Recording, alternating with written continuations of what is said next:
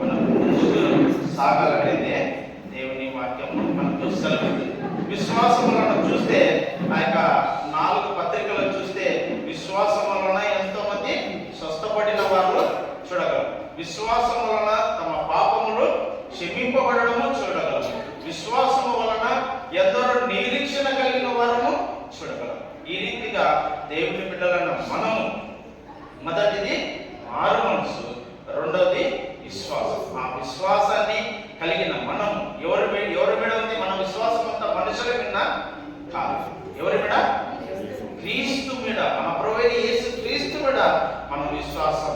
ఆ మాటలు, ఆయన మాటలు ఇప్పుడు మనం పలుకుతుంటే ఈ మాటలోనే మనకు విశ్వాసం రావాలి. నిజంగా ఆయన మాటలు వింటేనే నాలో విశ్వాసము కలగాలి. మనం విశ్వాసంతో ప్రార్థన చేస్తేనే మనకు జవాబు రావాలి. నేను ఇందాకనే చెప్పిన కదా, నేను 2.5 నెలలు కష్టపడ్డా. నాకు ప్రార్థన చేస్తున్నా ఇంకా రాలేదు అనుకుంటున్నా.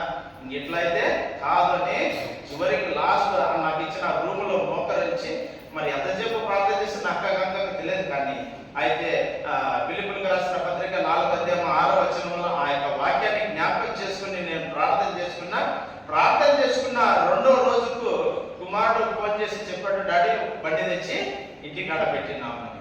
కాబట్టి ఆ ప్రార్థన చేసిన తర్వాత నా ప్రార్థనకు ప్రభు జవాబు ఇస్తున్నాడా లేదా అనే విశ్వాసం మనం ఎప్పుడైతే కలిగి ఉంటామో ఖచ్చితంగా మన ప్రార్థనకు జవాబు వస్తుంది. మన విశ్వాసాన్ని దగ్గర ఫలము మనము పొందుకుంటాము. కాబట్టి దేవుని బిడ్డలను మనము విశ్వాసము మనము వదిలిపెట్టక దాన్ని ఒప్పుకున్న దానిని ఏం ఒప్పుకున్నాం? యేసుక్రీస్తు తండ్రి అయిన దేవుని కుమారుడు నీ కోసం నా కోసం వచ్చాడని మనం విశ్వసించిన మనము ఆ విశ్వాసాన్ని వదలకుండా మనము ముందుకు సాగుతుండాలనేదే దేవుని వాక్యము సెలవిస్తుంది. కాబట్టి 1 మారు మనస్సు, 2 నిరీక్షణ చూసాం, 2 విశ్వాసం చూసాం, 3వది నిరీక్షణ. మనకు ఒక నిరీక్షణ ఉంది కదా. నిరీక్షణ అంటే అందరికి మళ్ళీ దాన్ని వివరించి చెప్పాల్సిన అవసరం లేదు కదా. నిరీక్షణ తెలుసు కదా అందరికి. పేరు కాదు, మన పెళ్లి పోతే ఆయన పేరు ఏంటంటే, అంటే ఆయన పాస్టర్ అల్లుడే, ఆయన పేరు ఏంటంటే నిరీక్షణ. నిజంగా సంతోషమే, దేవుని యొక్క పదము పెట్టుకున్నాడు, సంతోషం. ఆ నిరీక్షణ ఏది? మనము ఏమైతే విత్తినామో ఆ విత్తిన దానికి ఫలము వచ్చేంతకు ఎదురు చూడడమే నిరీక్షణ. లేదా మన పిల్లలు పరీక్ష రాశారు, 10వ తరగతి పరీక్ష రాశారు, రిజల్ట్ కోసం ఎదురు చూస్తానే ఉంటాం. ఇంకా రాలేదు, దాన్ని ఎదురు చూడడమే నిరీక్షణ. మనకు ఒక నిరీక్షణ ఉంది. ఏ నిరీక్షణ? ఇప్పుడు మన ప్రభువైన యేసుక్రీస్తు ఏ రీతిగా వెళ్ళాడు? ఆకాశ మండలం గుండా పరలోకానికి వెక్కాడు, తిరిగి ఆయన వస్తాడనే ఒక నిరీక్షణ మనందరికి ఉంది. ఉందా లేదా? ఉందా? ఎవరు మాట్లాడతారు? సంతోషం మనకు ఉంది కదా. ఏ రీతిగా ఆయన వెళ్ళాడు ఆ రీతిగా వస్తాడు. ఎవరైతే నమ్మి బాప్తిసం పొంది విశ్వాసంలో జీవిస్తూ ఆయన రాకడ వరకు ఎదురు చూస్తారో ఖచ్చితంగా ఆయన మనల్ని కూడా తీసుకుని వెళ్తాడని ఒక నిరీక్షణ. కాబట్టి దేవుని బిడ్డల మనము ఆ యొక్క నిరీక్షణ ఒప్పుకునే దానిని మనము నిరీక్షణ కలిగి ఉంటే ఖచ్చితంగా మనము కూడా ఆయన రాజ్యానికి మనము తీసుకుని వెళ్తాడు. కాబట్టి దేవుని బిడ్డలను చూడండి, ఫిబ్రవరికి రాసిన పత్రికలో చూస్తే 10వ అధ్యాయము 23వ వచనం చూడండి. 10:23 వాగ్దానం చేసిన వాడు నమ్మదగిన వాడు కనుక మన నిరీక్షణ విషయమై మనము ఒప్పుకొనున్నది పట్టుకుందాము. దేవునికి మహిమ కలిగిన కనుక దేవుడు వాగ్దానం చేశాడు కదా. అనేకమైన వాగ్దానం చేశాడు, మనందరికీ తెలుసు. సంవత్సరము మనం వాగ్దానం తీసుకుంటాం. నేను అనుకుంటే ఒక ప్రయాణం అయినప్పుడు నాతో ఒక ముస్లిం వ్యక్తి ప్రయాణం చేస్తూ నాకు డ్యూటీకి వచ్చాడు. అతనికి అనేకమైన సమస్యలు కలిగినాయి. అతను సడన్గా నాకు ఒక క్వశ్చన్ వేశాడు. ప్రతి సంవత్సరం మీ చర్చిలలో మీరు వాగ్దానం తీసుకుంటారు కదా, అది నిజంగా నెరవేరుతుందా అన్నాడు. నిజంగా నెరవేరుతుంది. నాకు కొద్దిగా అనుమానం వచ్చింది, ఏం చెప్పాలి. చూడండి, ఇంత ప్రకటిస్తూ దేవుని మీద విశ్వాసం కలిగి సంవత్సరం వాగ్దానం తీసుకుంటూ నేనే తడబడిపోయినా. లేదు, ఖచ్చితంగా నెరవేరుతుంది. అది ఎవరు ఇచ్చింది కాదు, దేవుని సన్నిధానంలో మనం తీసుకుంటున్నాం. అది ప్రింట్ చేసబడిందే, కానీ దేవుని వాక్యము మనం నమ్మి ప్రార్థన పూర్వకంగా ప్రతి జనవరి 1వ తారీఖున మనం వాగ్దానం తీసుకుంటున్నాం. ఖచ్చితంగా నెరవేరుతుంది. నువ్వు నమ్మితే ఖచ్చితంగా నెరవేరుతుంది అని చెప్పి సచ్ బోలే వైద్యం కరెక్ట్ బోలే క్యావా. అది ఏదో ఒక సమస్య జరిగింది, వర్క్షాప్ అంటే దానికి సమస్య జరిగినప్పుడు ఆ సంవత్సరమే వాగ్దానం వచ్చిందంట. నీకు అనేకమైన కష్టాలు వస్తాయి, ఆ కష్టం నుంచి దేవుడు నిన్ను తప్పిస్తాడు అనే ఒక వాక్యం వచ్చినది అని చెప్పినాడు. ఇది నాకు ఇట్లా వచ్చింది, ఎవరో ఒక సోదరి తెచ్చిచ్చిందంట. నాకు తెచ్చామంటే ఆ అమ్మాయి అతని పేరు చెప్పి ప్రార్థన చేసి వాగ్దానం తెచ్చిందంట. ఆ వాగ్దానం చదివినాక ఇది ఎందుకు ఇట్లా వచ్చింది ఆలోచన చేస్తే నిజంగా ఆ వాగ్దానం అతని జీవితంలో నెరవేరింది. అనేకులు అందరూ అతనికి వ్యతిరేకమయ్యారు. అతనికి స్నేహితులు కనుక చివరికి వ్యతిరేకులైపోయారు. మళ్ళా 2వ సంవత్సరం తీసుకున్నాడు. నీకు ఇంకా శ్రమ కలుగుతుంది, నీకు కూడా ఇన్నారు కానీ నీకు మోసం చేస్తారంటే వచ్చేసి నిజంగా చివరికి అతనికి అక్కడనే మోసం జరిగింది. హుబ్లీ నుంచి మైసూర్కు ట్రాన్స్ఫర్ చేసేసారు. ఎంతో డబ్బు అడిగినారంట. నేను ట్రాన్స్ఫర్ కాకుండా ఉంటే ఇక్కడనే ఉండాలంటే ఎంత డబ్బు కట్టాలి, నీకెందుకు డబ్బు కట్టాలి, నేనే పోతానని చెప్పి మొన్న మైసూర్కి పోతే అతను మైసూర్లో పని చేస్తాడు. నాతో పాటు 2 రోజులు తిరిగి తన సమస్యలను చెప్పుకొని ఆ కోడి పేరునే వాళ్ళ అమ్మగారు చనిపోయినారు. ఆ పాట చూపించే ఆ యొక్క మైసూర్లో సెయింట్ జోసెఫ్ చర్చ్ దగ్గర ఆ మెట్ల దగ్గర కూర్చొని ఈ విషయాలు మాట్లాడుతూ ఉంటే వాళ్ళ అమ్మ ఫోటో చూపించి ఆ పాట పెడితే నాకంతా కంట్లో నీరు వచ్చేసింది. ఆ రీతిగా పాట పెట్టుకాడు. ఆ రీతిగా సమస్యలు వచ్చాయి. అది ఇద్దరు దాగానే జరిగింది తప్పు, కానీ ఎవరిది తప్పు లేదు. కానీ నిందంతా అతని మీద మోపాడు. అతను ఆ ఎవరికి అయితే కనెక్ట్ అయి ఉన్నాడో వారికి ఎంతో లక్షలు ఖర్చు పెట్టాడంట. ఆయన కానీ అతని మీద నింద మోపి అతను ఇక్కడ ఉండకూడదని అతని మీద నింద మోపి ట్రాన్స్ఫర్ చేసేసారు. ఎందుకు విషయం చెప్పాల్సి వచ్చిందంటే వాగ్దానం ఇచ్చిన దేవుడు ఖచ్చితంగా నెరవేరుస్తాడు. మనం విశ్వసించాలా, నమ్మాలా, నిరీక్షణ కలిగి ఆ వాగ్దానం నెరవేర్చిన దేవుడికి ఏమన్నా వాగ్దానం చేసిన వాడు నమ్మదగిన వాడు కనుక మన నిరీక్షణ మనమని ఒప్పుకున్నది నిశ్చలముగా పట్టుకుందాము. మనం నిరీక్షిస్తున్నాము, ఆయన వాగ్దానం చేసిండు, ఖచ్చితంగా ఆ వాగ్దాన్ని నెరవేరుస్తాడనే ఆ యొక్క నిరీక్షణ మనలో ఉండాలి. మనకు అందరికీ ఎక్కడైనా మన ఎవరైనా వృత్తులు చనిపోయిన వాళ్ళు ఆ దినం జ్ఞాపకార్థం ప్రార్థన కూటం ఉన్నదంటే మనందరికీ తెలిసిన వాక్యం కదా. సహోదరులారా, నిరీక్షణ లేని ఇతరు వరలే మీరు ఉండకండి.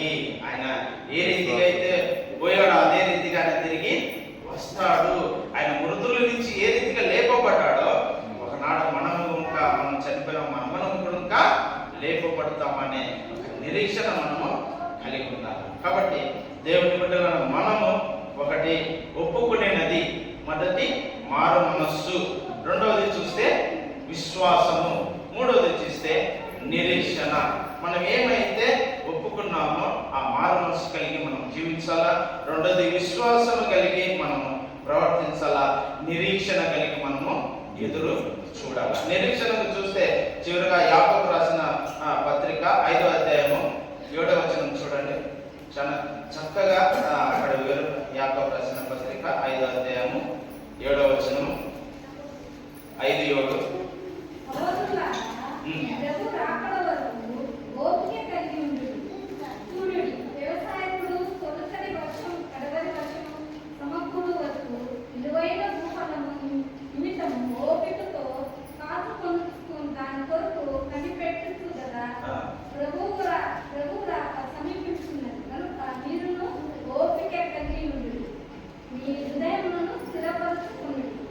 దేవునికి మహిమ కలుగును గాక. ఇక్కడ 7వ వచనంలో చూస్తే ఏం చూస్తాము? ఒకటి ఓపిక. ఆ వ్యవసాయకుడు వర్షం వచ్చినప్పుడు మొదట ఏం చేస్తాడు?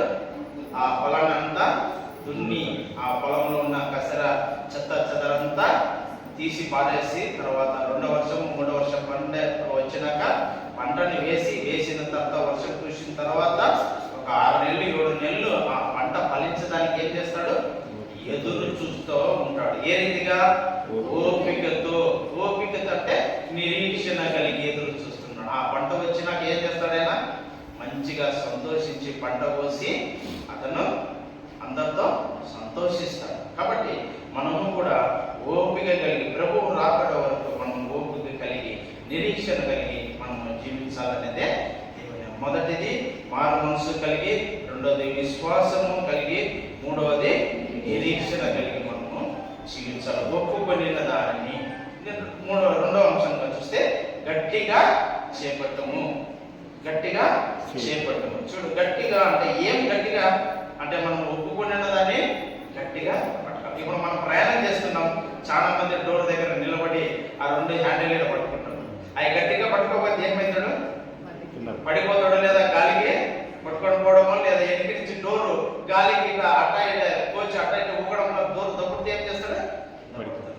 గట్టిగా ఒప్పుకునేదని గట్టిగా మనం ఒప్పుకునేదాన్ని గట్టిగా పట్టుకుంటాం. మనం ఎక్కడ మొట్టమొదటిగా మనం దేవుని మందిరంలో బాగా ఒప్పుకుంటాం అన్ని.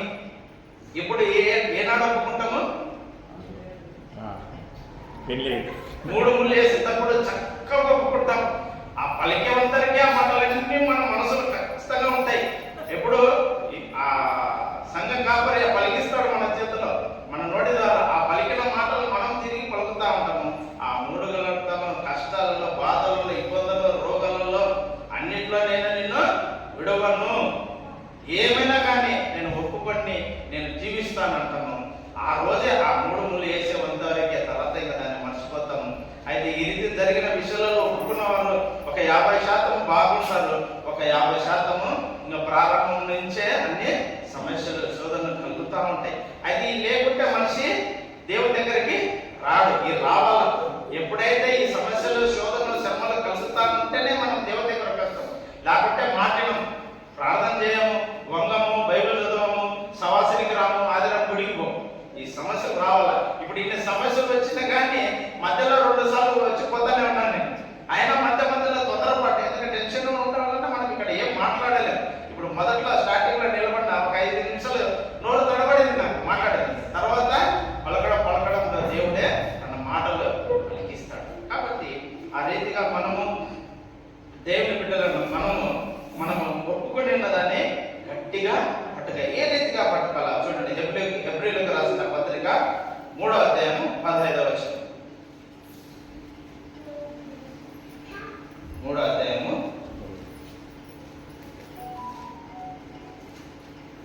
మీ హృదయములను కఠినపరచుకొనుకుడి.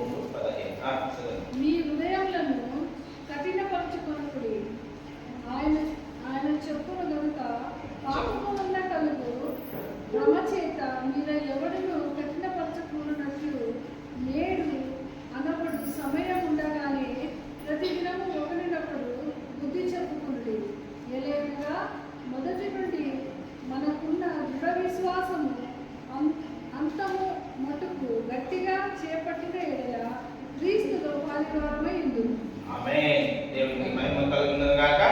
ఇక్కడ మనం చూస్తే అంతము మటుకు గట్టిగా చేపట్టిన ఎడలనే క్రీస్తులో పాలివారమై ఉంటాము.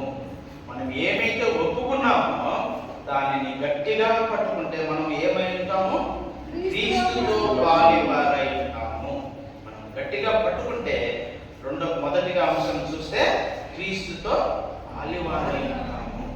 ఇప్పుడు ఇందాక మనం అనుకున్న రీతిగా పెళ్ళైన ఆ సందర్భం 3 ముళ్ళు ప్రభు సన్నిధిలో ఒప్పుకున్న తర్వాత వారిద్దరూ ఏమవుతారు? ఏక శరీరమై ఉంటారు. ఇద్దరుగా ఉన్నవారు ఒక్కరుగా ఏర్పడతారు. ఆ రీతిగా మనము కూడా ఎప్పుడైతే క్రీస్తును ఒప్పుకున్న తర్వాత దాన్ని గట్టిగా మనం పట్టుకుంటే ఆయనతో మనము పాలివారై ఉంటారు. నాకక్క పాలు. ఇప్పుడు కుటుంబంలో ఏదైనా సమస్య వచ్చిందనుకో, తండ్రి సంపాదించిన ఆస్తిలో ఏమంటాము? నాకు పాలి రావాలని ఇంకా సమస్యలు బయలుదేరుతాయి. ఆ రీతిగా దేవుని బిడ్డలమైన మనం ఆయన ఒప్పుకున్న తర్వాత విశ్వసించి మనం గట్టిగా చేపట్టిన ఎడల క్రీస్తుతో మనము పాలివారమై ఉంటాము. ఖచ్చితంగా మనం ఆయన విశ్వసించి గట్టిగా పట్టుకొని ఆయనే నిజమైన దేవుడమని నమ్మిన తర్వాత మనము ఆయన దేవుని కుమారుడని విశ్వసించిన తర్వాత మన పాపాలను క్షమించున్నాడు అని మనం విశ్వసించిన తర్వాత మనం గట్టిగా పట్టుకుంటే ఆయనతో కూడా మనము పాలివారై ఉంటామని దేవుని వాక్యం వాక్యం సెలవుస్తుంది. కాబట్టి క్రీస్తుతో మనము గట్టిగా పట్టుకుంటే క్రీస్తుతో పాలివారమే ఉంటాం. రెండోది చూస్తే వినినదాన్ని విడిచిపెట్టక గట్టిగా చేపట్టగల. మనం ఏమైతే విని ఉంటామో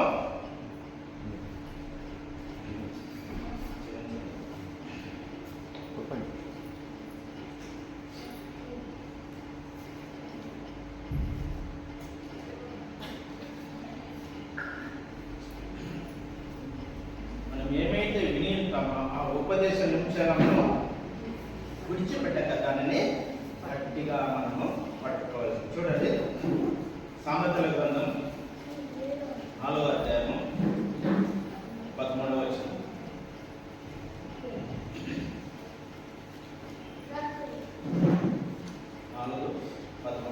ఉపదేశమును విడిచిపెట్టక దాన్ని గట్టిగా పట్టుకున్నా దీనికి జీవము కనుక దాని పొంది.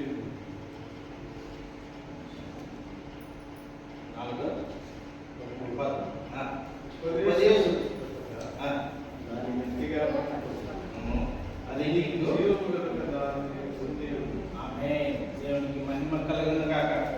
ఏ ఉపదేశం అయితే మనం ఇప్పుడు వింటున్నామో ఆ ఉపదేశము క్రీస్తుని గురించిన మాట మనం ఇందాక గ్రహించాం కదా.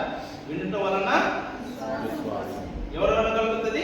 క్రీస్తు వలన మాత్రమే కలుగుతుంది. ఖాళీ వింటే కాదు, క్రీస్తు వలన కలుగుతుంది మనం విన్నాం. కాబట్టి ఆ ఉపదేశం విడిచిపెట్టక దాన్ని గట్టిగా పట్టుకొని నేడాలి. మనకి ఏం కలుగుతుంది? జీవము. జీవమనందు ప్రాణము, ఆయనలో పాలి భాగస్థలమై ఉంటాం. ఆ రీతిగా మనము వినిన వాక్యాన్ని విడిచిపెట్టక దాన్ని గట్టిగా పట్టుకుంటే ఏమి కలుగుతుంది?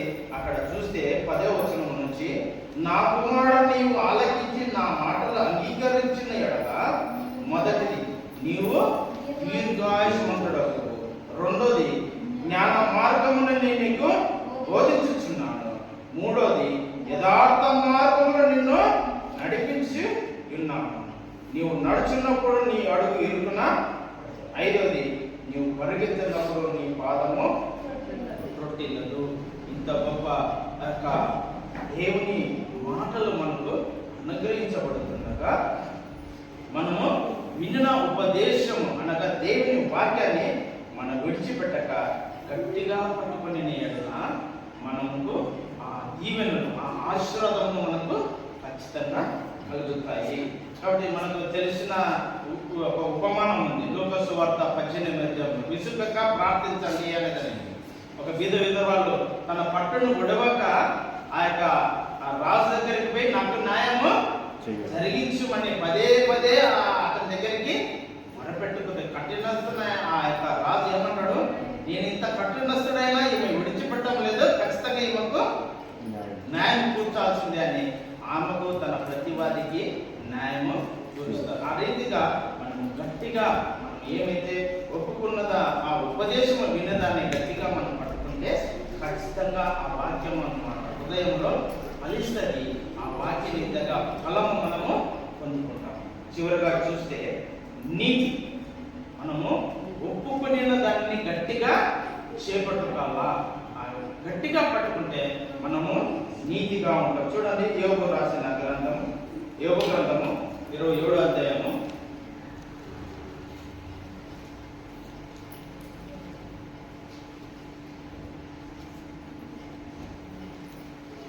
27:6వ వచనం. నా నీతిని విడవక గట్టిగా పట్టుకుంది, నా ప్రవర్తన అంతటి విషయంలో నా హృదయము నన్ను నిందింపదు. ఆమేన్. దేవునికి మహిమ కలుగును గాక. ఇక్కడ యోబు గారు తన యొక్క యథార్థతను, తన యొక్క భక్తిని విడిచిపెట్టక తనకు వచ్చిన ఆ శోధనలు, శ్రమలు, బాధల నుంచి తన భక్తిని విడిచిపెట్టక తను ఏం చేశాడు? నా నీతిని విడువక నేను గట్టిగా గట్టిగా అనే పదం చూస్తే మనము మన బిడ్డలను చేపట్టుకుంటాం. మన పిల్లలు మన చేపట్టుకుంటారా? మనం పిల్లలు చేపట్టుకుంటామా? మనమే పట్టుకుంటాం. ఎందుకు? పిల్లోడు అబ్బాయి కానీ అమ్మాయి కానీ పడిపోయేటప్పుడు మనం చేయి గట్టి పట్టుకున్నా పడేటప్పుడు మనము లేవనెత్తుతాం. ఆ రీతిగానే మనము గట్టిగా దేవుని యొక్క నీతిని మనము విడవక గట్టిగా పట్టుకుందాము. నా ప్రవర్తనంటి విషయంలో నా హృదయం నన్ను నిందింపదు. మన హృదయమే మనల్ని నిందింపదు. మరి దావీదు మహారాజు మనం చూసినట్లయితే నా ప్రాణమా యెహోవాను నన్ను తెలుసుకుని తన హృదయ అంతరంగం నుంచి తను పలికిన మాటలను మనము చూడగలం. కాబట్టి ఎప్పుడైతే తన నీతిని విడవక ఆయన జీవిస్తాడో తను రెండంతలుగా మనం పొందుకున్నాడని మనము చూడగలం. ఆ రీతిగా దేవుడి బిడ్డలను మనం ఏమైతే ఒప్పుకున్నామో ఆ ఒప్పుకున్న దానిని గట్టిగా చేపట్టినట్లుగా ఈ యొక్క మారు మనస్సు, విశ్వాసము, నిరీక్షణ మనం ఒప్పుకున్న దాన్ని మనం జీవిస్తే మనకు ఆశీర్వాదకరము. రెండవదిగా చూస్తే గట్టిగా మనం పట్టుకోవాలి. వినిన ఉపదేశమును మనము గట్టిగా పట్టుకోవాలా. మనము గట్టిగా పట్టుకుంటే క్రీస్తులో పాలివాడై ఉంటాము. మన నీతిని మనము విడువక మనము జీవిస్తాము. కాబట్టి దేవుని బిడ్డలను మనము ఈనాడు చదవబడిన వాక్యం చూస్తే మనం ఒప్పుకొనిన దానిని గట్టిగా చేపట్టిన ఎడల మనకు ఈ క్రియలన్నీ మనము కలిగి దేవునిలో మనము మారు మనసు కలిగిన వారము, దేవుని యందు విశ్వాసించిన వారము, దేవుని రాకడ కొరకు నిరీక్షణ గల వారమే మనం ఎదురు చూస్తున్నాం. ఆ రీతిగానే మనం విశ్వసించిన దాన్ని ఏమైతే ఒప్పుకున్నామో దానిని మనం గట్టిగా పట్టుకుంటే క్రీస్తులో మనము పాలి భాగస్థలమై ఉంటాము. రెండవది ఆయన వాక్యాన్ని మనం హృదయంలో భద్రపరుచుకుంటే మనం ఫలిస్తాము. మూడవదిగా చూస్తే నీతిగా మనము జీవిస్తామనేది దేవుని వాక్యం సెలవిస్తుంది. కాబట్టి దేవుని బిడ్డల మనము మన ప్రభువైన యేసుక్రీస్తు మన కొరకు తన పొందిన ఆ అవమానము నిర్లక్ష్య పెట్టి శిలువను సహించి దేవుని యొక్క సింహాసనం యొక్క కుడి పార్శ్వమున కూర్చున్నాడు. ఆయన మన సమస్యలు, మన అతిక్రమం, మన దోషములు అన్నీ భరించాడు. ఆయన పొందాలని శ్రమను పొందాడు. ఆ శిలువను నీ కోసం నా కోసము మరణించాడు. మన పాపాలను క్షమించడానికి, ఆయన బిడ్డలుగా జీవించడానికి యేసు ప్రభు వారు మనం నిత్య జీవం పొందేదానికి ఆయన శ్రమ పొందాడు. కాబట్టి ఆ యేసు ప్రభు వారిని మనము నమ్మిడి దేవుని కుమారుడిని విశ్వసించిన మనము మన యొక్క మారు మనసును, మన విశ్వాసమును, మన నిరీక్షణ ఒప్పుకున్నాము. ఆ నిరీక్షణ కలిగి ఒప్పుకునే దాన్ని గట్టిగా చేపడితే దేవునిలో మనం పాలిభాస్తులమై ఆ వాక్యము మన విత్తనము మనలో జీవిస్తూ మనం నీతిగా జీవిస్తామనేది దేవుని వాక్యం సెలవుతుంది. కాబట్టి వినిన వాక్యాన్ని మనం విడిచిపెట్టక వాక్యానుసారంగా యాకోబు పత్రికలో చూస్తే మీరు వినువారు మాత్రమే ఉండక వాక్యం ప్రకారం ప్రవర్తించు వారునై ఉండండి. విన్న మనము ఆ వాక్యం ప్రకారం ప్రవర్తిస్తే దేవుని మెండైన దీవులు, మెండైన ఆశీర్వాదం మన ప్రార్థనకు ఖచ్చితంగా జవాబిచ్చే దేవుడు. వాగ్దానం చేసిన దేవుడు నమ్మదగిన వాడు. ఆ దేవుని నమ్మి విశ్వసిస్తే మెండైన దీవులను ఆశీర్వాదం దేవుడు మనకు అనుగ్రహించే దేవుడి వాక్యం